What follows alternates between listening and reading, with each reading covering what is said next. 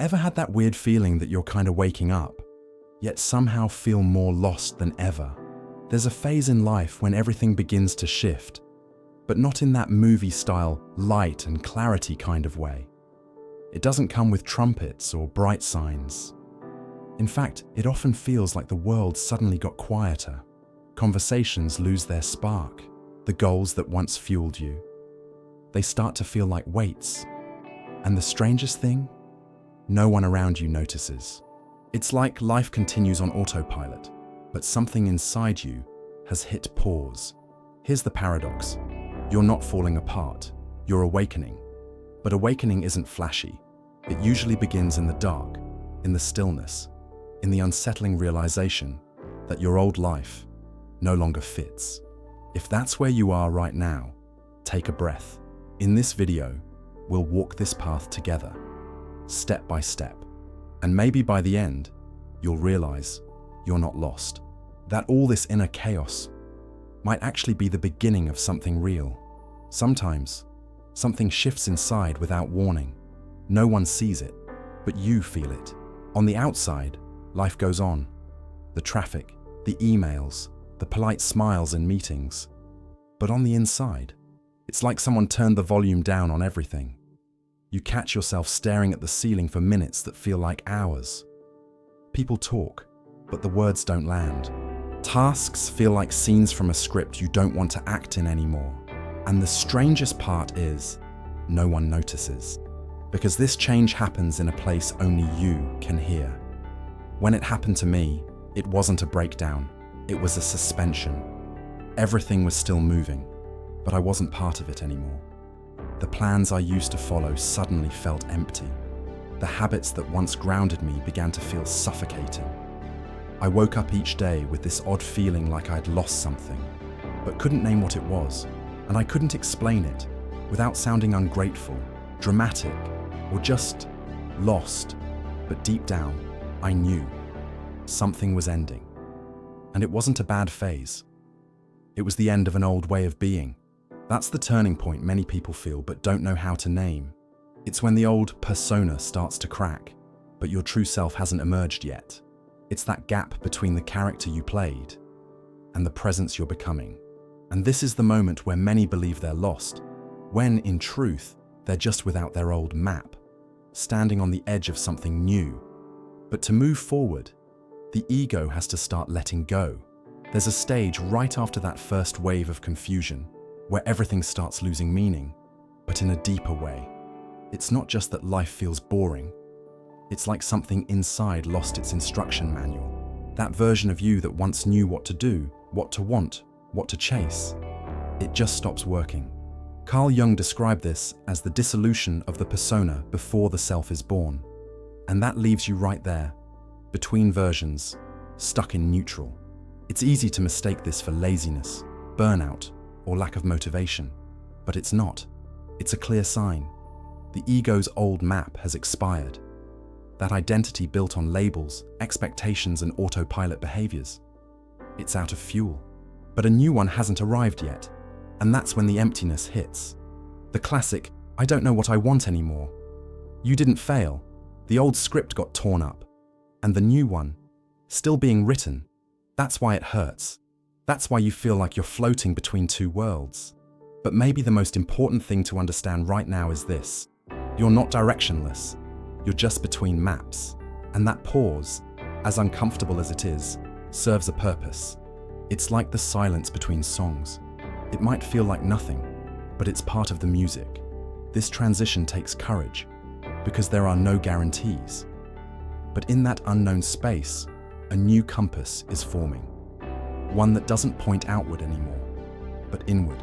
And that's what will lead you into the next chapter, even if it doesn't make sense just yet. This stage has many names. Some call it the dark night of the soul, others the hermit phase. But at the core, they all mean the same thing. The moment you turn inward, not because you choose to, but because something deeper pulls you there. On the outside, it looks like isolation, but on the inside, you're dissolving. And here's an image that might help. A caterpillar doesn't just grow wings overnight. First, it turns into a kind of living soup inside a cocoon. And that soup? That's where you are right now. During this stage, it feels like total suspension. You're no longer who you were, but you have no idea who you're becoming. Trying to explain it is nearly impossible, because the pain doesn't have a clear source, and the silence inside isn't empty. It's thick. Sometimes you try to get back to normal, distract yourself, force functionality, but nothing clicks. The world's language doesn't match your internal state. It's a time when everything slows down, and the only thing that feels real is the discomfort. That constant quiet ache becomes your daily companion. And the hardest part? No one teaches you how to honor this silence. We live in a culture that demands productivity, explanations, progress. But the cocoon, it's anything but linear. It's dark, it's messy, it's invisible to others. But inside that stillness, in what looks like doing nothing, a powerful transformation is underway. If you're in that space right now, hear this. The silence isn't a lack of answers. It's the womb of something new. And the more you respect it, the more prepared you'll be for what's next. Even if you don't know what that is yet, there's a popular myth that spiritual awakening is this radiant moment of peace and clarity. But honestly, for many, awakening feels more like demolition than revelation. That's how it started for me. I didn't see angels or have a mountaintop epiphany. I felt everything inside begin to collapse, like an old house being torn down from the inside, without warning. Imagine living in a dark house for years. Then someone tells you there's light, but to see it, you have to cut the power, smash some walls, unlock windows you forgot existed. And during that renovation, everything's chaos. The floors shake, your furniture breaks, and you wonder if maybe you should have just left things alone. Awakening doesn't always arrive as a sunrise. Sometimes it shows up as a long, silent night where everything you were begins to disappear. And yeah, it's scary. That's where many people feel the most lost. They expected clarity, but got confusion. They expected love, but found fear. But here's the truth. Before you expand, you have to empty. Before you align with something deeper, you have to let go of everything that kept you small.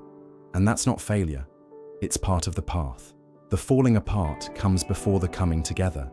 And if you're in that shutdown moment right now, maybe it's because your soul is about to light something much more honest. Once everything collapses, there's a trap that's easy to fall into, believing that nothing matters. You look at life, work, relationships, goals, and everything seems pointless. And for a while, that can even feel like wisdom. If it's all an illusion, why care? But there's a fine line between detachment and numbness. And I crossed it, thinking I was evolving, when I was actually disconnecting from life itself. That shut-down feeling can look a lot like spiritual maturity. You stop reacting, stop chasing, stop needing, but also stop feeling. Everything goes numb. No pain, no joy, just an emotional flatline. I remember staring at the sky on a beautiful afternoon and feeling absolutely nothing. Not sadness, just this eerie kind of peace without life in it. It took me a long time to realize real detachment isn't indifference. It's love, without control. Eventually, that numbness gave way to a new kind of presence, a quiet desire to be here, even without all the answers. I came to understand nothing matters isn't the truth. The truth is, everything matters, just in a different way now. You stop living to meet expectations. You start living from a quiet soul-level calling. And that changes everything. Because when you stop trying to prove something and start trying to feel something, even the act of breathing takes on a whole new meaning. Trying to explain this to someone who's never lived it is like trying to describe the taste of water. You reach for metaphors, examples, analogies, but nothing really lands. Because it's not about what's happening, it's about how it's unfolding inside you. And honestly, some things can't be put into words. When you try to explain, it feels like the experience shrinks. like the truth gets lost in translation. I remember sitting with someone and saying, "There's something going on inside me, but I can't explain it." They smiled kindly and said, "It'll pass." But it wasn't a phase. It was something else, a crossing. And that's when I realized how lonely this path can be. Not because people don't care, but because most people just don't understand. The words we use in everyday life weren't made to describe this kind of silent ache. It's like missing something you've never seen, feeling the absence of who you used to be, and the weight of who you're not yet. So here's something that might help. Silence is also a language. Sometimes it says more than words ever could. It's in the silence that your soul starts speaking. Not with logic, but with intuition. When you stop trying to translate everything, you start to feel. And in that feeling comes understanding. Not from the mind, but from your body, your spirit. That's the moment when words become unnecessary. And somehow, everything makes sense anyway. After all the emptiness, silence, and confusion, something shifts. It's not a spotlight, not a clear answer.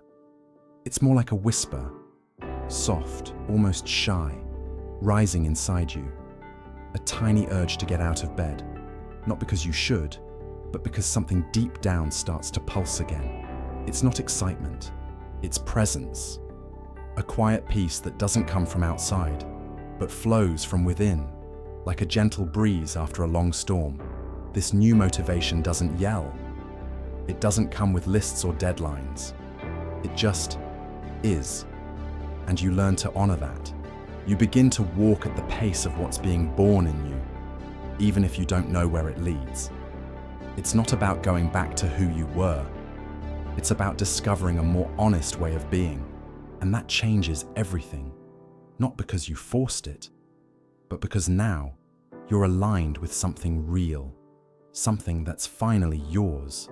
I like to say it's like hearing an old song, but suddenly understanding the lyrics for the first time. Life still looks the same on the outside. The noise, the demands, the chaos. But inside you, everything sounds different, because now you're listening. Now you're feeling. And maybe for the first time, you're not rushing, you're simply present. So now that you've heard all this, let me ask you something. What part of you is asking to be let go? And what deep down is trying to be born? Because awakening isn't about finding the right answers. It's about finally asking the right questions. And maybe the most important one right now is, what am I supposed to do with everything I'm feeling? You don't have to figure it all out today. But if this video made you feel something, even if you can't put it into words, that means a path is already opening. So I want to invite you to keep walking it with me. Subscribe to the channel, hit the notification bell, and drop in the comments what's been stirring inside you lately. Here, we walk together. And in the next video, you'll understand why the darkest part of the soul is often where the real turning begins.